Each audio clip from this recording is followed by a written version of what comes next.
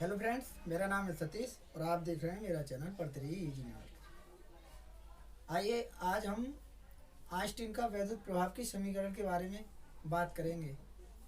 क्या आप जानते हैं ये समीकरण कितनी मोस्ट इम्पोर्टेंट है? अगर नहीं जानते तो आइए हम बता दें कि इसमें क्या होता है और इसको हम कैसे इजीली याद रख सकते हैं। तो बने रहिए मेरे साथ, वीडियो लास्ट तक देखना। तो इसमें क्या होता है, देखिए सबसे पहले हम इसकी बेसिक डेफिनेशन देखेंगे। क्या है कि इस नियम को अल्बर्ट आइंस्टीन ने सन 1905 ईस्वी में प्लांक क्वांटम सिद्धांत के आधार पर इसकी व्याख्या की और इसमें होता क्या है, इसमें क्या होता है जैसा कि देख लो आप। मैंने इसमें डेफिनेशन लिख दी है लेकिन फिर भी मैं समझाऊंगा डायग्राम के थ्रू। आप पहले इसको देख लें।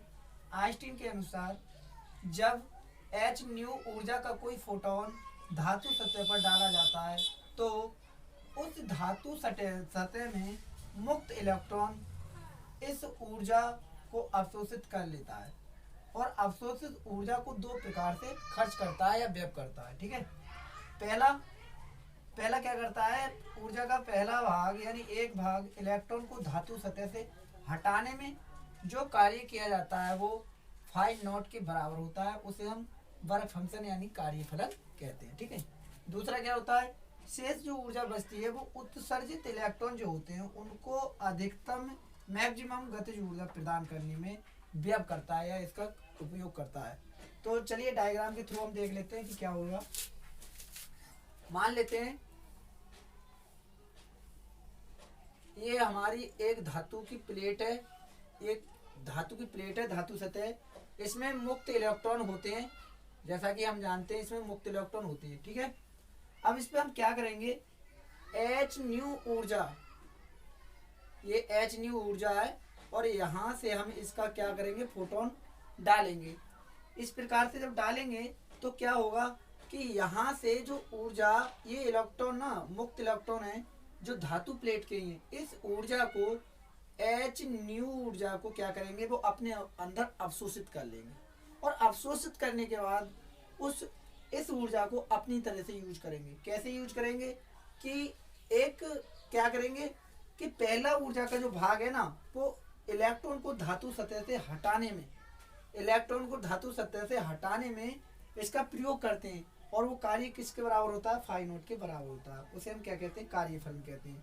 मतलब ये एक भाग इसका कार्यफलन के यानी फाइव नॉट के यूज कर लेंगे वो लिए, और दूसरा जो शेष भाग एनर्जी का बचा इसका, उसका क्या करेंगे, उसका ये इलेक्ट्रॉन जो उत्सर्जित इलेक्ट्रॉन है यहाँ से जो निकल रहे हैं, इस इलेक्ट्रॉन को जो ऊर्जा बचेगी उसको अधिकतम मैक्सिमम गतिज ऊर्जा प्रदान करने यानी कि half M V square maximum, इसको गति प्रदान करने में इसको क्या कर देंगे, खर्च कर देंगे।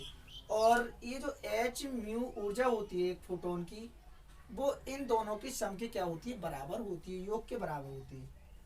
अब आपके मन में एक सवाल आ रहा होगा कि एच न्यू ये क्या है, ये फोटोन क्या है।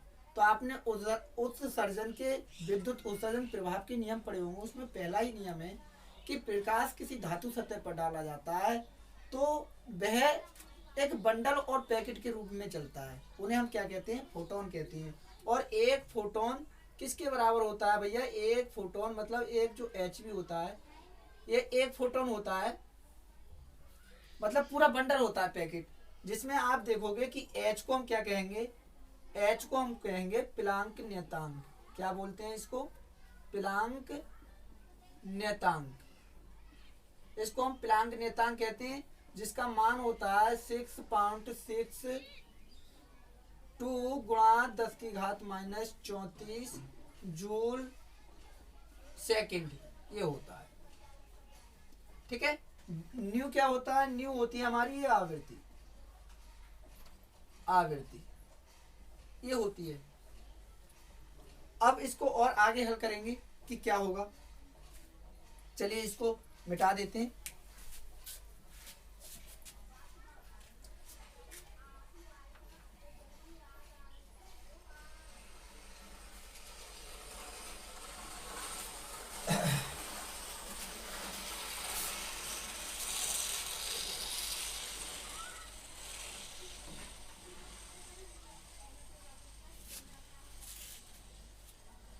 अब देखेंगे ऊर्जा संरक्षण के नियम के अनुसार, ऊर्जा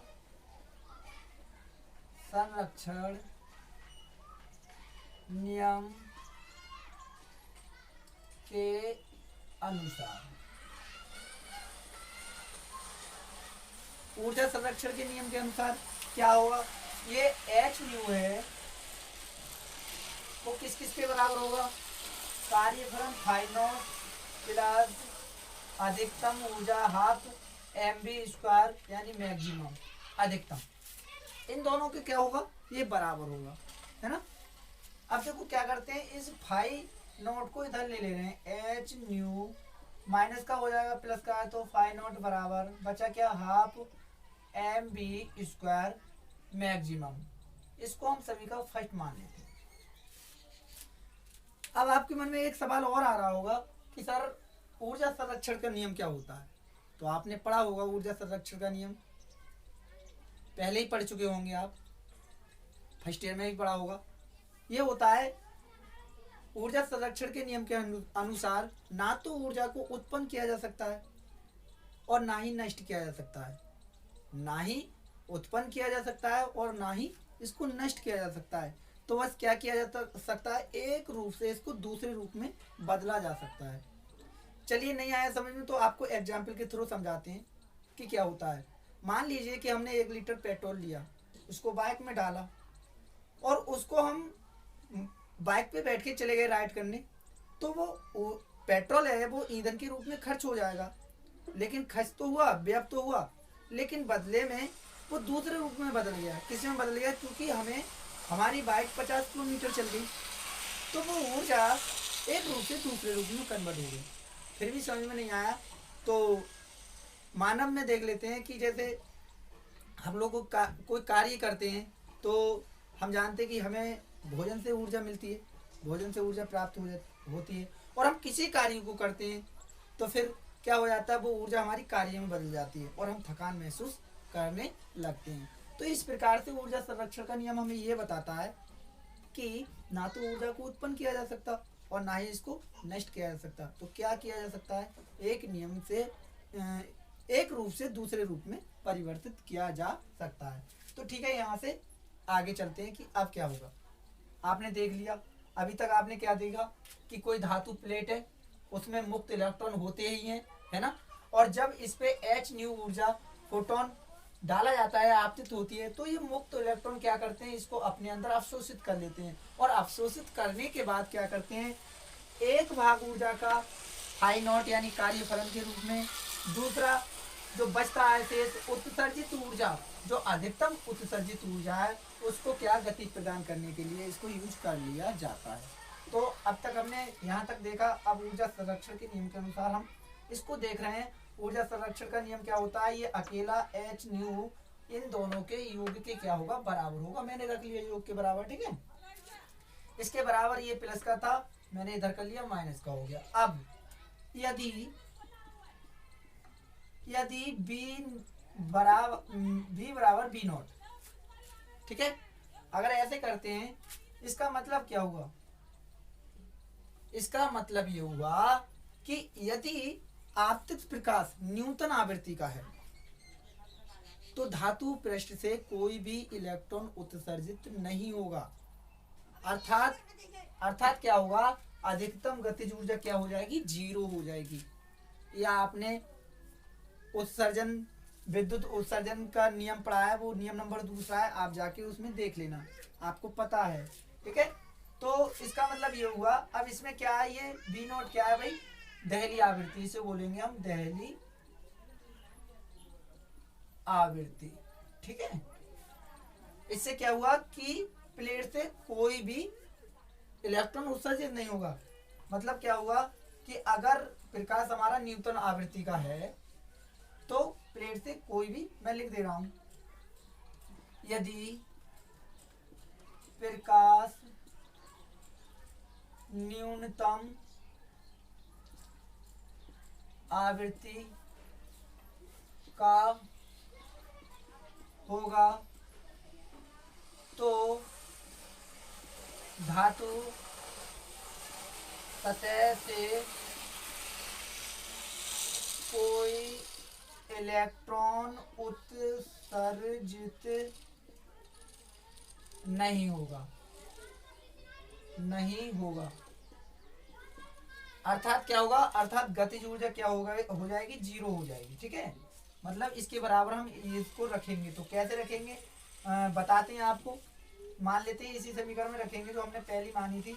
तो गतिज ऊर्जा कैसे हो जाएगी, मान लेते हैं एच न्यू बराबर, एच न्यू इसमें रखो एक में, माइनस फाइव नॉट बराबर क्या हो जाएगा, half M V square maxima.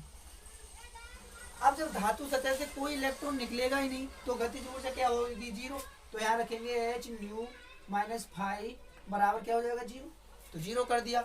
अब ये इधर चला जाएगा और इसकी जगह हम क्या रखेंगे, बी की जगह क्या रखेंगे भाई, बी नॉट रखेंगे। ठीक है, न्यू नॉट रखेंगे हम इसको, और न्यू नॉट क्या हो जाएगा, इधर चला जाएगा। तो ये किसका हो जाएगा, ये हो जाएगा प्लस का फाइव नॉट। इसका मतलब अब ये मान हम किस में रखेंगे, समीकरण एक में इसको हम रखेंगे। चलिए तो आगे इसको करते हैं।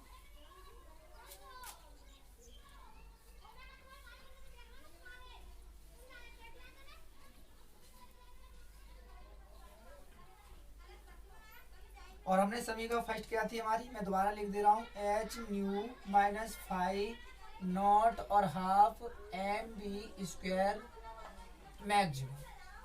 इसके बराबर क्या रखेंगे, यहाँ तो म्यू नॉट है, तो यहाँ म्यू नॉट बराबर यानी फाइव के बराबर हम क्या रखेंगे, फाइव नॉट के बराबर म्यू नॉट रख देंगे। तो यहाँ पे रख लो एच न्यू माइनस, इसकी जगह यहाँ से इसका मान उठा के रखेंगे, एच न्यू नॉट बराबर half M V square maximum. यहाँ से एच कॉमन ले लेंगे हम, तो एच कॉमन हो आ जाएगा हमारा, एच इसको लिख लेता हूँ मैं इस साइड पे, यानी half M V square maximum, और इसमें से एच कॉमन ले लो तो यहाँ बचेगा न्यू माइनस न्यू नॉट, ये बच रहा। और यही क्या होती है हमारी आइंस्टीन की समीकरण होती है। ठीक है, आप अच्छे से इसको याद कर लेना। मैं उम्मीद करता हूँ कि आपको कुछ समझ में आया होगा। अगर कुछ भी समझ में नहीं आया हो तो अच्छे से इसे दोबारा देख लेना। Thank you for watching my video.